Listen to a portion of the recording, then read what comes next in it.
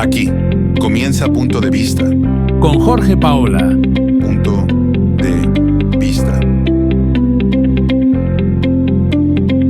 Muy bien. En el programa de hoy les proponemos reflexionar acerca de los mitos y los prejuicios acerca de las personas mayores. Y estos mitos y prejuicios vamos a revisarlos porque están instalados en el imaginario de nuestra gente, de nuestra familia, de la sociedad en general. Vamos a ver que estos prejuicios son habituales y se nos aparecen al escuchar voces de personas que a veces no podemos creer que piensen de esa manera. Por ejemplo, algunas personas dicen: los mayores están todos enfermos. Y sabemos que es muy inconveniente asociar vejez a enfermedad, porque todos los mayores no están enfermos.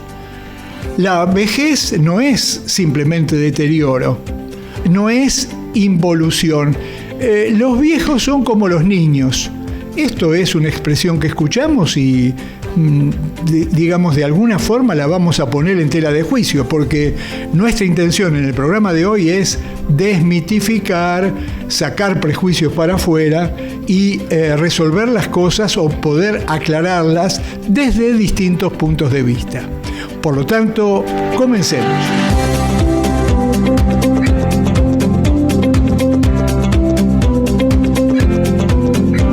Saben que Georges Minois, un francés que trabajó centralmente en 1980, escribió Historia de la vejez.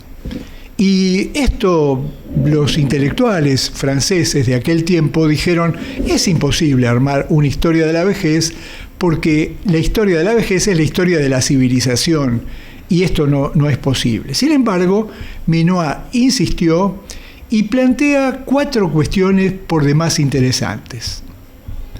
La primera de ellas menciona que quizás es la fragilidad física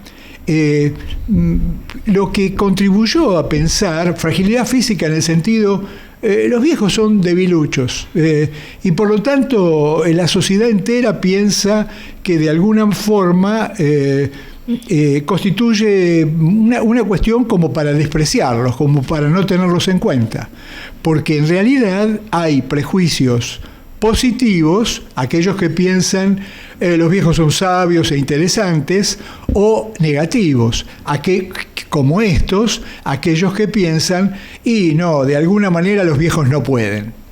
Un segundo factor lo constituye el conocimiento y la experiencia que se derivan de la duración de la vida. Es decir, para la sociedad en general, para la civilización en general, los mayores son importantes en la medida que transmiten su experiencia. La historia oral es muy significativa y por lo tanto escuchar a los mayores en aquellas sociedades que no escriben, que su cultura no es escrita, los viejos tienen mayor significado. Una tercera cuestión muy importante es los rasgos físicos. Es decir, de alguna manera la sociedad, como la griega y la romana, Roma tomó de los griegos una enorme cantidad de cosas, les robó una enorme cantidad de cosas, y estas también, la exaltación de la juventud. En ese tipo de sociedades, obviamente los mayores son despreciados por sus rasgos físicos. Y por lo tanto, Minois va puntualizando cosas de aquellas sociedades que aprecian a los mayores o los desestiman. Una cuarta cuestión tiene que ver cuando los mayores son tenidos en cuenta por sus años y por su manera de perdurar. La familia amplia y patriarcal, que era capaz de hacerse cargo de los miembros incapaces de trabajar, ayudaron más a los viejos. Es decir, de alguna manera estos 4 factores nos van indicando sociedades con aprecio o sociedades que discriminan a los mayores. Y esto ha ocurrido en todos los tiempos de la historia.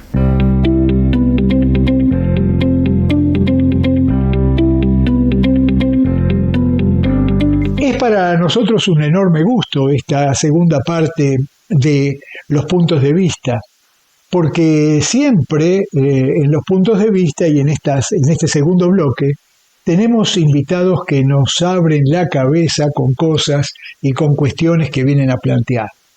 En este caso le damos la bienvenida a la doctora Liliana Tarditi, a quien conozco desde la maestría de gerontología en la Universidad Nacional de Córdoba, dado que Liliana está desarrollando su saber gerontológico en la ciudad de Río Cuarto, que es algo así como la segunda ciudad luego de la Córdoba capital, más significativa en Córdoba. Y ahí hay un grupo de gente realmente muy, muy interesante que tiene a Liliana y a la Fundación Ilia y programas de radio, etcétera, y por eso, Lili, te elegimos. Liliana es licenciada en psicopedagogía egresada de la Universidad Nacional de Río Cuarto, como dije, es magíster en gerontología en la Universidad Nacional de Córdoba y se ha doctorado en Ciencias de la Salud hace un par de años, en también la Escuela de Ciencias Médicas, y para nosotros es un enorme gusto el poder compartir los micrófonos de Radio Visión con esta autora de artículos, de partes de libros y de inquietudes. Bienvenida, Liliana. ¿Cómo estás? Hola, Jorge. Muy buenas tardes. Te agradezco muchísimo esta invitación y estoy muy, muy entusiasmada con dialogar contigo y con tu audiencia sobre estos temas que nos interpelan desde hace tiempo y que seguimos buscando en la gerontología respuestas a nuestro hacer cotidiano con las personas mayores. Perfecto. Si te parece bien, yo tengo algunas consultas, algunas preguntas que hacerte, porque viste, este programa, este segundo programa, tiene que ver con los estereotipos, los mitos y los prejuicios. Y en este tiempo, donde, digamos, el factor jubilación está en el tapete, ¿no es cierto? Y parecería ser como que se puede apelar a la jubilación de los mayores para resolver algunos problemas económicos globales, y esto puede ser sentido por la otra parte de la población como que los mayores son un alivio o son una carga, en el sentido que las generaciones más jóvenes tienen que de alguna manera sostener a los más viejos. ¿Cómo ves este punto de vista, Liliana? La verdad que es un tema sumamente complejo, más cuando desde las agendas de gobierno se pone énfasis en esta ecuación económica que implica la jubilación. Nosotros pensamos que la jubilación tiene que ver con una trayectoria de vida y que desde ese lugar es un derecho adquirido de las personas mayores para mantener o acceder en algunos casos a una mejor calidad de vida durante todas sus vejeces. Por lo tanto, sentimos que hay que de alguna forma poner en agenda el valor, el aporte, la contribución que las personas mayores siguen haciendo a la sociedad, incluso en términos de productividad económica, que es lo que generalmente se niega o se desvaloriza desde las generaciones más jóvenes. Quiere decir que los mayores son productivos, y esta prolongación de la longevidad nos hace pensar que hay que modificar algunas cosas, ¿no? Porque fíjate que, hablando de términos jubilatorios, hoy la jubilación implica casi más cantidad de años que cuando estuvieron en actividad o fueron trabajadores, digamos, en actividad, ¿no? Y esto nos genera un cambio de visión muy importante.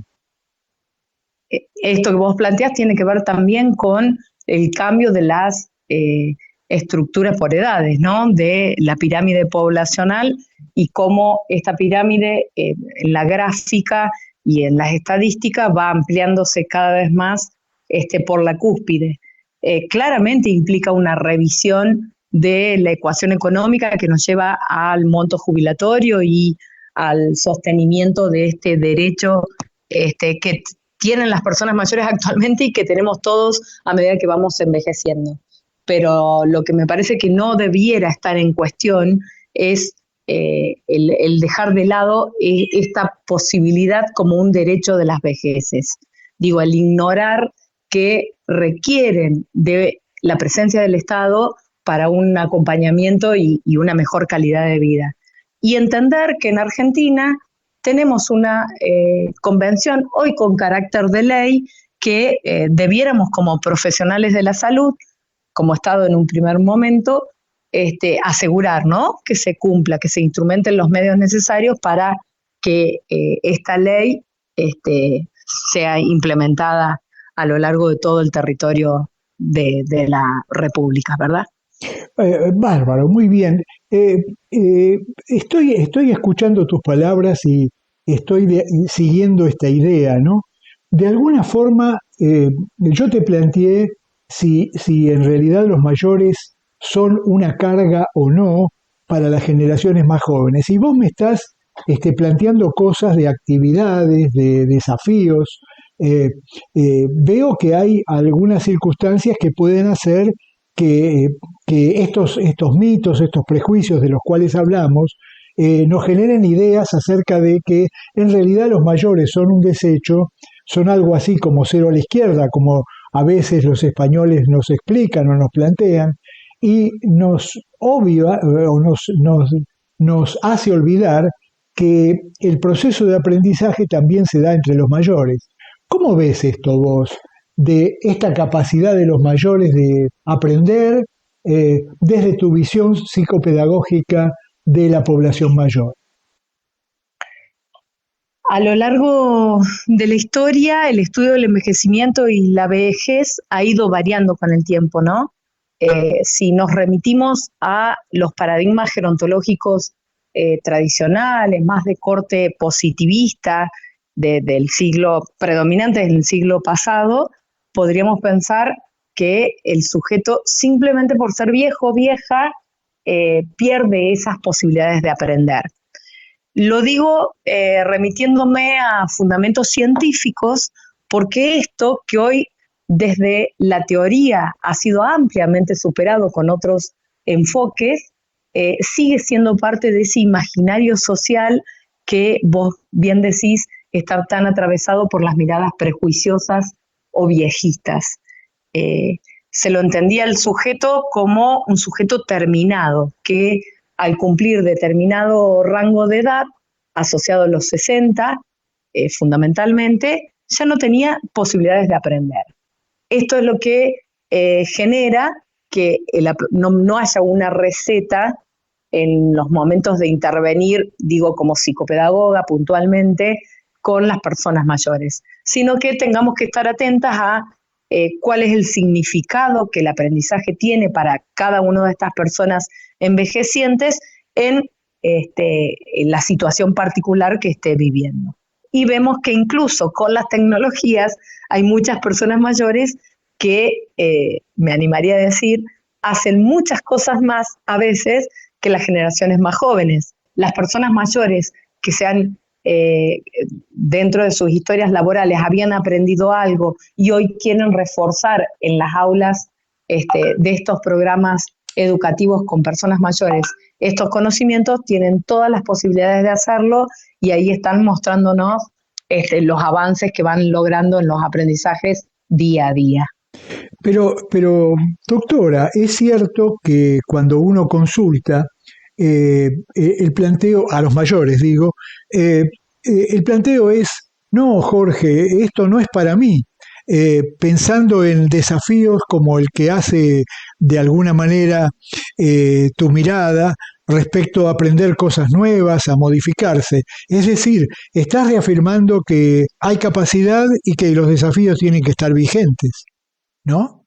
Estoy afirmando exactamente eso y que el desafío tiene que ver con un significado que la misma persona mayor otorgue a ese contenido y a ese aprendizaje. Nosotros vemos que hay muchas personas que buscan aprender a usar las tecnologías como un medio de transformación. Esta gente que dice, para mí aprender esto es tener un código para poder hablar con mis nietos, con mis nietas. de lo mismo, poder actualizarme en ese sentido a través de algo que en la vida cotidiana está instalado cada vez más y con mucha fuerza para llevar adelante actividades de la vida diaria. Digo, sacar un turno, tener un beneficio en una compra, poder, no sé, canjear, buscar alguna información a través de los buscadores, lo que fuere. Un apuntalamiento de lo que es la autonomía en este momento de la vida. Ahora bien, también existe, y tiene que ver con estos discursos que vos me traes, aquellas otras personas que no les interesa aprender, no es que no pueden aprender, sino que todavía no han asignado, por sus condiciones de vida, por sus trayectorias, por lo que hacen habitualmente, no han puesto un valor en esas tecnologías como una herramienta para algo de su vida cotidiana. Aquellos otros que no conocen o no tienen a lo mejor alguien en su entorno que le facilite el uso de estas tecnologías, bueno, encuentren en estas políticas públicas un lugar para empezar a apropiarse de estos nuevos códigos. Pero de ninguna manera podríamos pensar, y aquí me quiero referir concretamente al prejuicio, que la persona mayor, por ser una persona de 60 años o más, no pueda aprender, no pueda incorporar estos nuevos códigos de comunicación, que haya imposibilidades biológicas que hagan que la persona no pueda llevar adelante este proceso de apropiación de nuevos contenidos.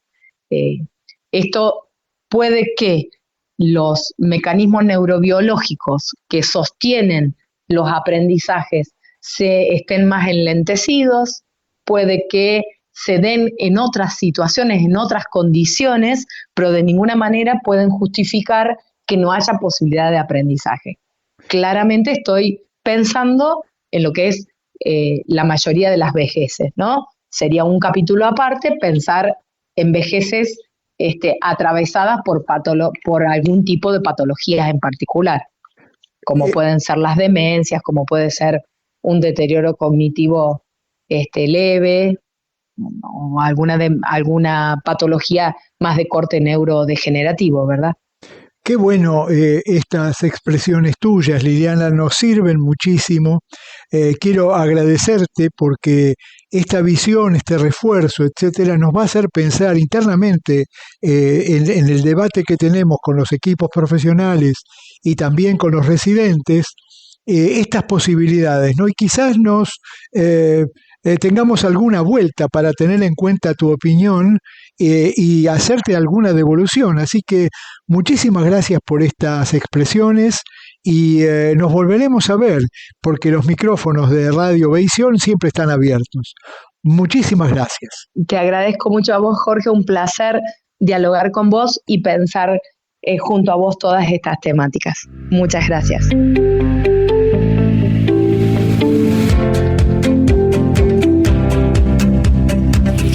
Estamos ya en el tercer bloque de los puntos de vista y nos viene a ver el doctor Barmat. Es una alegría el poder compartir con usted, doctor. ¿Usted recuerda cómo el doctor Salvarezza hace unos años atrás comenzó una forma de difundir el tema del viejismo, tomando ideas de Robert Butler en Estados Unidos, que planteaba esas cuestiones acerca de la edad y de los prejuicios acerca de la edad? La pregunta concreta para usted es, en estos 30 últimos años, ha habido una predicación fuerte sobre los prejuicios, mitos y estereotipos acerca de los mayores. ¿Estamos mejor que 30 años atrás? Toda esta serie de congresos, jornadas que nos reúnen, que nos apasionan, hacen que las cosas cambien. ¿Cómo valora usted ese cambio respecto al prejuicio del viejismo en la sociedad, por lo menos de la ciudad de Buenos Aires? Gracias, Jorge, es un placer estar contigo acá. Y lo que Salvarezza decía, y que es el inicio de concientizar a la sociedad cuál es el pensamiento al respecto de las personas mayores, creo que es un gran trabajo, pero se ha avanzado en estos 30 años. Por lo menos se pudo poner arriba de la mesa.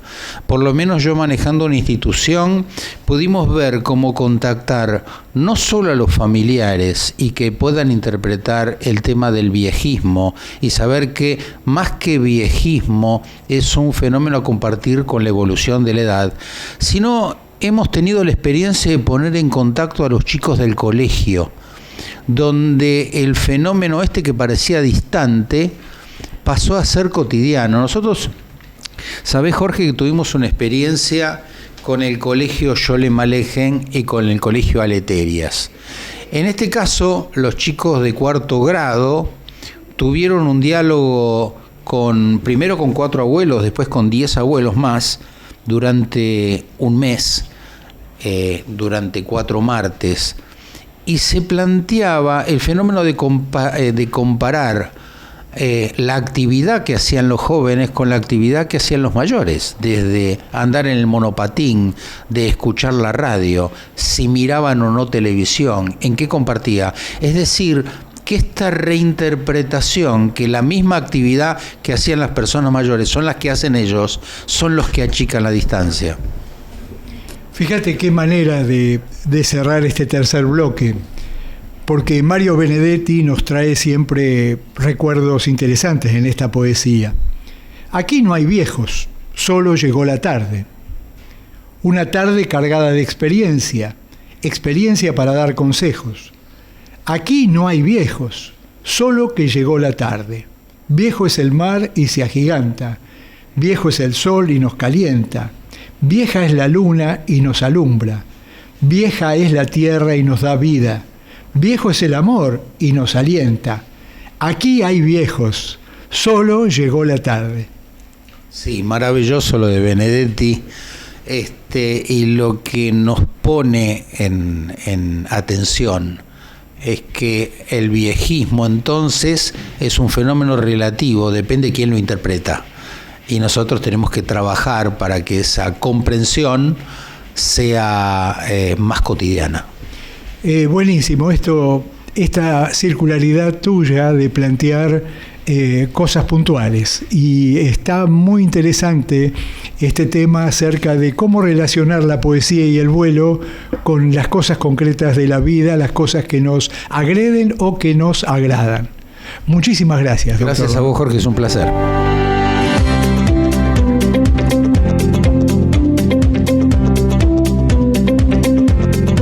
Herman Palmore, un médico que en realidad hacía sociología médica, trabajó en la Universidad de Chicago y también en la de Duke en Estados Unidos.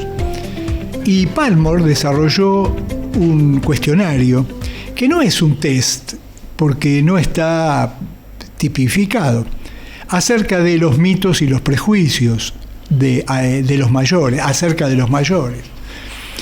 Y este test o cuestionario de Palmore lo utilizamos adaptado en nuestro país para trabajar cosas que nos sorprenden. En general, hace afirmaciones para que respondamos si es verdadero o falso. Y a veces nos sorprende con esta reflexión, por ejemplo. La primera pregunta es: los 5 sentidos tienden a disminuir en la vejez.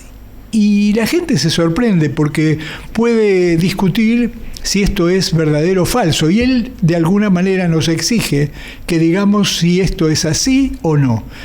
Por lo tanto, poner en juego el cuestionario de Palmore en este cuarto bloque va a ser un juego muy interesante. Es algo que me da vueltas por la cabeza bastante seguido, no tanto por la parte de la gente mayor, yo no pienso tanto en términos gerontológicos, pero sí veo mucho lo que está pasando con mi generación, digamos, hoy en día. Quizá al ser personas más jóvenes tenemos una reacción y una energía distinta, pero algo que le pasa a mi generación es que está sobreestimulada.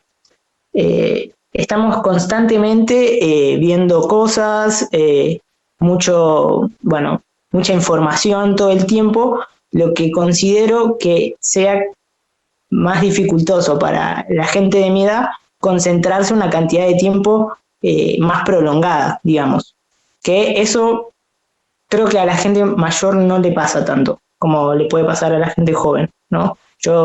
Hay veces que no puedo estar ni 5 minutos sin agarrar el teléfono o empezar a ver otra cosa o divagar, digamos. Entonces, creo que ese es un punto que hay que tener en cuenta también si hablamos de esta divergencia generacional, ¿no? También no creo que podamos generalizar tanto, decir que todos los adultos mayores tienen un tiempo de reacción más lento o que todos los jóvenes son mucho más veloces a la hora. No, yo no creo que sea así, me parece que hay todo tipo de casos, ¿no? Algo de cierto hay en eso, no lo podemos negar. Y bueno, lo tenemos que aceptar porque es una convivencia, que estamos en la radio, convivimos todos y tenemos que aceptar la lentitud o no de cada compañero. Hay que ver lo que piensan los que nos escuchan. Es una cosa personal mía lo que pienso. Pero yo pienso no solo en la lentitud de los demás, sino en la mía también. Tiene que formar parte de un combo. Y creo que manejarla como si fuera un instinto de un grupo como es de trabajo, o un grupo de amigas, o un grupo de una residencia como esta de vivencias en común. Yo creo que la lentitud es el paso del tiempo, que no es que la provocamos nosotros haciendo una cosa o 2 o 5. Es una cosa natural que está acá, que nos envuelve como un paquete. Para mí la lentitud es la dificultad en digerir la información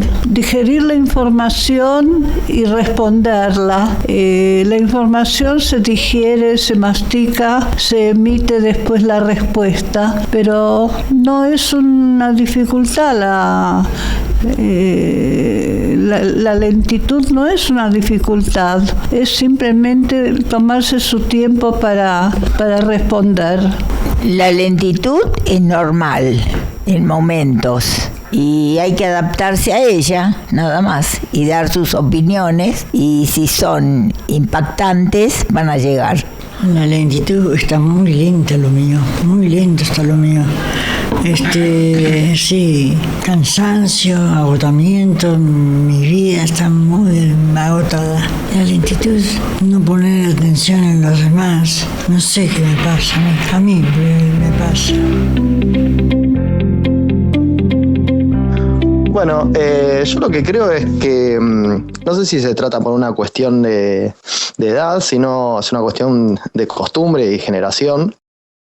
Las tecnologías los que nacen, los nativos digitales, ya tienen una facilidad porque directamente ya hay un aprendizaje, es por ahí más fácil el aprendizaje ya cuando naces con ese dispositivo en la mano que volver o tener que aprender una nueva metodología, un nuevo dispositivo, cómo funciona, cómo es el uso en una edad más avanzada, porque es por ahí romper con algunas estructuras de trabajo que ya tenías, que ya aprendiste en su momento, y volver a aprender eso cuesta un poco más. Entonces yo creo que se debe a eso. Yo la tecnología acá, como querés que lo llame, te digo que es un aprendizaje grande, cuesta mucho el primer día, después el otro programa, hasta que vamos tratando despacito, entendiendo qué es la radio, porque yo personalmente cuando llegué acá, ni soñando sabía lo que era la radio, más que escucharla, y tampoco escuchaba mucha radio. Así que, más que nada, es un aprendizaje que a veces, ya te digo, mientras no me puedo dormir, pienso en la radio.